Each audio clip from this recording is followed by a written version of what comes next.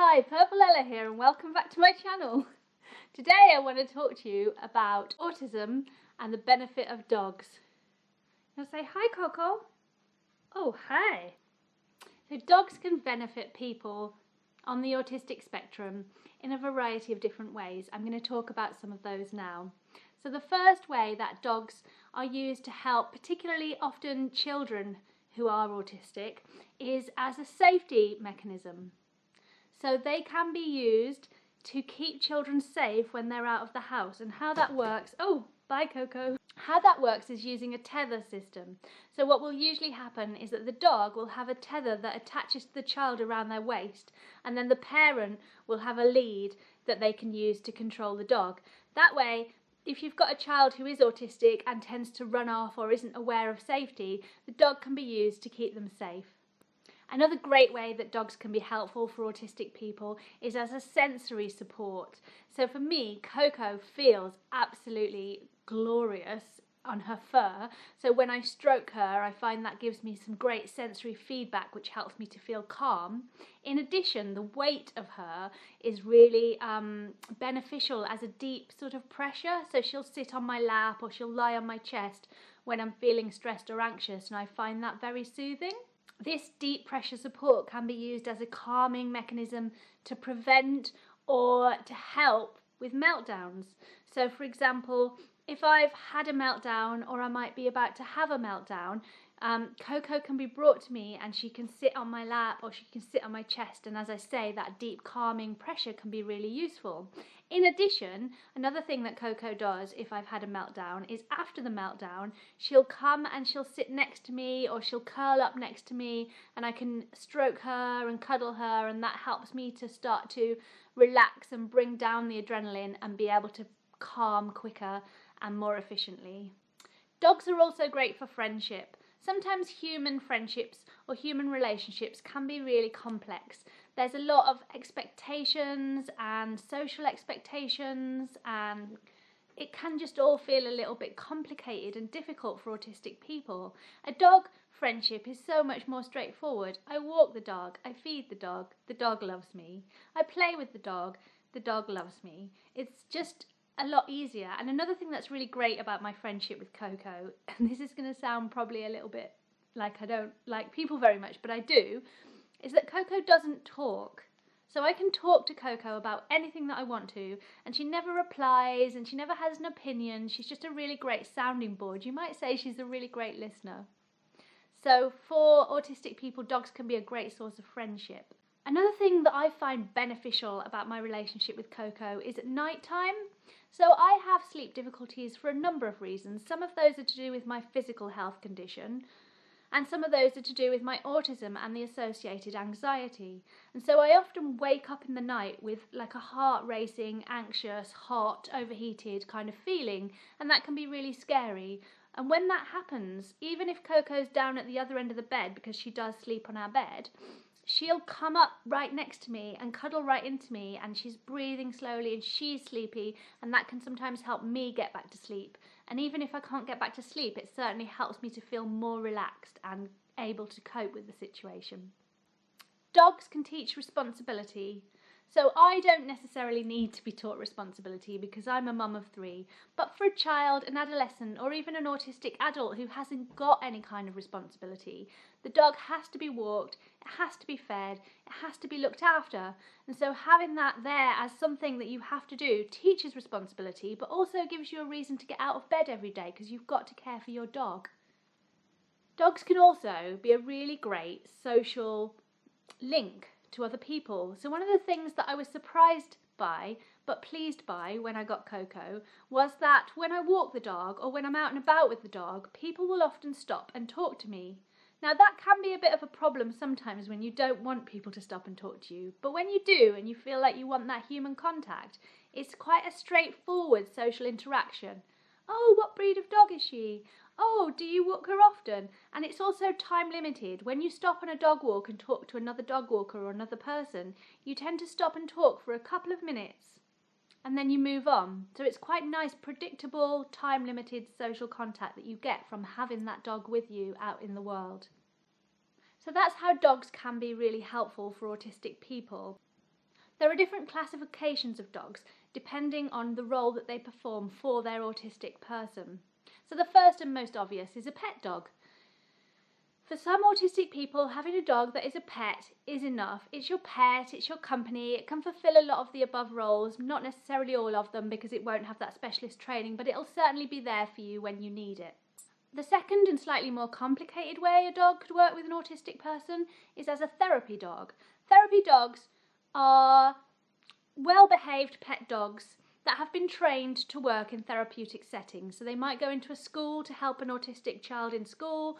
They might go into hospital to help if an autistic person was in hospital and then a therapy dog came in, that might make the experience calmer. So therapy dogs are generally pet dogs that are owned by people, registered as therapy dogs and taken into environments where not just autistic people, but all people can benefit from their presence. And then the third and final way in which dogs can be used for autistic people is as an autism assistance dog. So this is obviously a lot more involved. An autism assistance dog will be specially trained to perform specific roles and jobs for their autistic handler. Those jobs might be some of the things that I have mentioned, but in addition to that, they also have to be well trained so that they can be reliably well behaved in a variety of situations. So autism assistance dogs are protected by the law in the same way that any other assistance dog is, and that is to say that you should be able to take them everywhere that you go, into the supermarkets, to the airport, on trains. Some autism assistance dogs would even go into school with their handlers.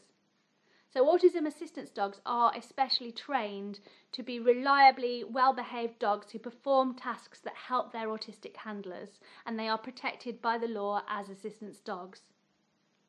So that's where my plan for Coco comes in.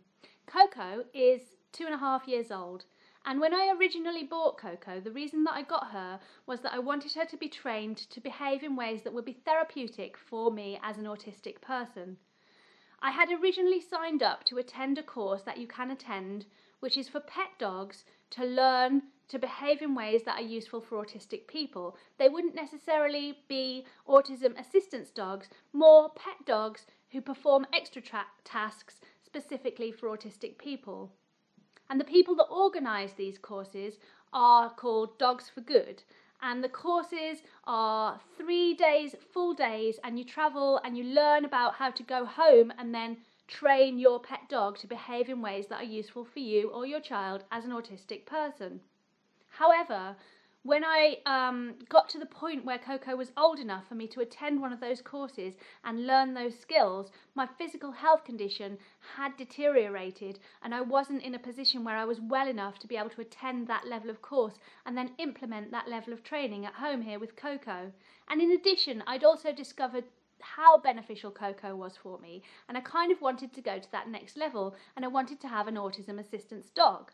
Unfortunately, in this country, autism assistance dogs are only available for children, and obviously I am not a child. And in addition to that, there are some massive waiting lists and lots of very well-deserving people that really need one of those dogs to support their autistic child. So I thought that was out of the question, and I'd reached a point where I'd accepted that Coco would be my pet dog. But it did make me sad that I wouldn't be able to gain the full benefits of having her around, because when I'm out and about with Coco, I always feel much calmer and happier than when I'm out and about on my own, and I can tend to experience a lot more anxiety and a lot more meltdowns and shutdowns. And then recently I heard about an organisation called Pausable, and what Pausable do is they train pet dogs up to the level where they can be registered as assistance dogs. Now, obviously, not every dog would be suitable to receive this kind of training. So what happens is that you have an initial assessment which then shows whether or not the dog is suitable to receive that training and ultimately become an autism assistance dog. So we had reached the point where I'd had a number of conversations with Pausable about the possibility of Coco being an autism assistance dog, and I'd got as far as being allocated a trainer, and the trainer had been round the house to meet us and to meet Coco, and we were literally just about to do that initial assessment on the Thursday when lockdown was announced on the Wednesday. So we didn't get that far, which is fine because I'm not going anywhere at the moment where I would need to take Coco with me and she wouldn't be allowed, because everywhere that I go is my house, and up at the fields where she is obviously allowed. So I've been in contact with For Autism, and they've given me some tips on how to start that training here at home before we have our assessment, and I've been working hard on the training tips that they've given me in the meantime. I'm also optimistic that she will pass that initial assessment, because when I met the trainer who I'm going to be working with, she was very positive about Coco, and she seemed fairly confident that Coco was going to be a suitable candidate. I should say at this point that actually when I bought Coco from the breeder, I'd explained to her that my plans were for her to become an autism support dog, or a therapy dog if you like. And so the breeder had specifically chosen Coco from the litter as the calmest, most likely to be suitable for that work dog for me. And she was absolutely right, because Coco is a very calm, gentle dog who is good with all kinds of people, who is very tolerant, and who is fairly easily trained. So the next step of my journey will be, whenever this lockdown condition changes to the point where I can go out and meet the trainer with Coco, then she will receive that initial assessment, and fingers crossed, if she passes that initial assessment, she will then become an autism assistance dog in training. She will have a little jacket that says so and a cover for her lead, and we will be able to start taking her out and about to places where you wouldn't be able to take pet dogs, for her to continue that training. She'll also be covered by the For Autism's public liability insurance, so we'll have that cover behind us as well. Now, this situation, in case anyone's watching this and thinking, oh wow, I'd really like to do that with my pet dog, it is not free, and it is actually quite a financial commitment. So the initial assessment has cost £100, and the ongoing fee to For Autism to have Coco be working as a For Autism assistance dog is going to be £45 a month.